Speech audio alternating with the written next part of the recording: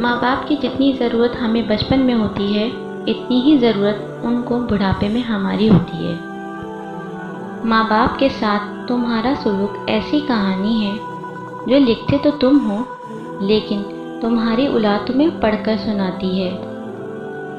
ظلم اور والدین سے بدسلوکی دو ایسے گناہ ہیں جن کی سزا اللہ دنیا میں ہی دے دیتا ہے۔ قدر کریے ان ہاتھوں کی جن ہاتھوں نے ہماری بنیادیں مضبوط کرتے کرتے اپنے ہاتھوں میں لاٹھیاں پکڑ لیں۔ دکھ درد کی دو ہی دوا ہوتی ہیں، باپ ہوتے ہیں اور مائیں ہوتی ہیں۔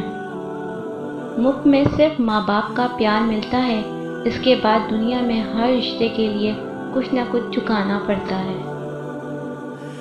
جو اپنے ماں باپ کا فرما بردار نہیں ہوتا وہ جنت کا حقدار نہیں ہوتا۔ بازار سے سب مل جاتا ہے، ماں جیسی جنت اور باپ جیسا سایہ کبھی نہیں ملتا۔ دنیا کی خوبصورت ترین چھت باپ ہے، دنیا کی خوبصورت ترین چھاؤں ماں ہے۔ زندگی میں بادشاہی پیسوں سے نہیں بلکہ ماں باپ کے سائے میں ملتی ہے۔ ماں سب کی جگہ لے سکتی ہے لیکن ماں کی جگہ کوئی نہیں لے سکتا۔ 4 دن بھی کوئی دوسرا نہیں نبھا سکتا جو کردار باپ پوری زندگی نبھاتا ہے۔ کچھ حادثے ایسے ہوتے ہیں جو یہ ثابت کر دیتے ہیں کہ ماں باپ کے سوا کوئی مخلص نہیں ہوتا۔ جب ماں چھوڑ کے جاتی ہے تو کوئی دعا دینے والا نہیں ہوتا اور جب باپ چھوڑ کر جاتا ہے تو کوئی حوصلہ دینے والا نہیں ہے۔ والدین کی دعائیں تسبیح کے دانوں کی طرح ہوتی ہیں جو اولاد کے حق میں ہر وقت ہر پل تسبیح کے دانوں کی طرح گرتی رہتی ہیں۔ اللہ یہ دعا مانگنے والے ہاتھ ہمیشہ سلامت رکھے، آمین۔ اس سوکھی چھڑی سے بدتر ہے وہ اولاد جو بڑھاپے میں ماں باپ کا سہارا نہ بن سکے۔ دنیا میں کامیابی چاہتے ہو تو ماں باپ کی خدمت کرو۔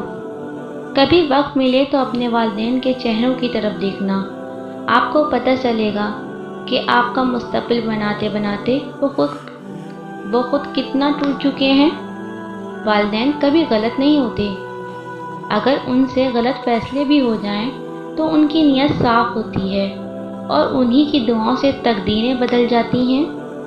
ماں سے محبت کرو کیونکہ ماں کی پریشانی دیکھ کر اللہ پاک نے صفا مروہ کو حج کا رکن بنا دیا۔ اپنی زبان کی تیزی اس ماں پر نہ آزمائیں جس نے آپ کو حرف بولنا سکھایا ہے۔ رسول اللہ صلی اللہ علیہ وسلم کا ارشاد ہے، اللہ نے تم پر ماؤں کی نافرمانی اور بدسلوکی کو حرام کر دیا ہے۔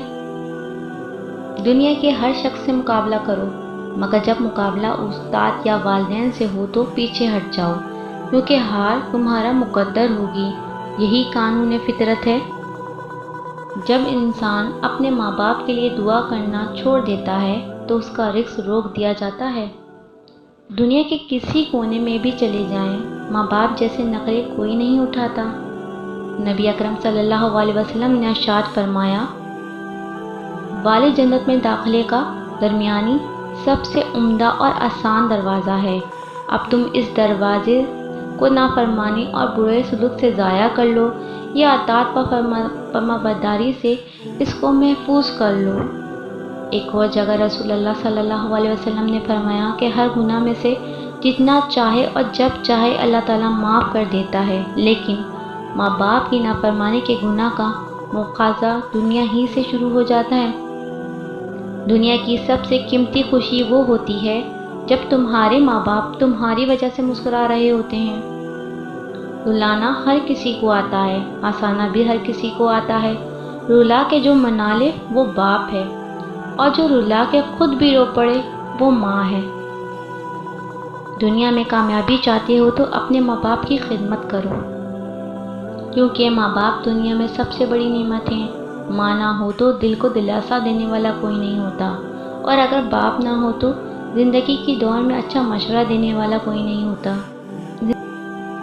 زندگی میں رونق ماں باپ سے ہوتی ہے، ان کے جانے کے بعد چاہے جتنی بھی آسائشیں ہوں چہرے پہ یتیمی آ ہی جاتی ہے۔ اپنی خوشی کا آغاز باپ کو گلے لگا کر کریں، یاد رکھیں باپ بوڑھا ہو کر نہیں مرتا، اکیلا ہو کر مرتا ہے۔ ماں بوڑھی والدہ کچھ کرے نہ کرے، صرف تخت پر بیٹھی رہے، تبھی لگتا ہے گھر میں ایک سکون کا گھنا سایہ ہے۔ اللہ ہر ماں کو سلامت رکھے۔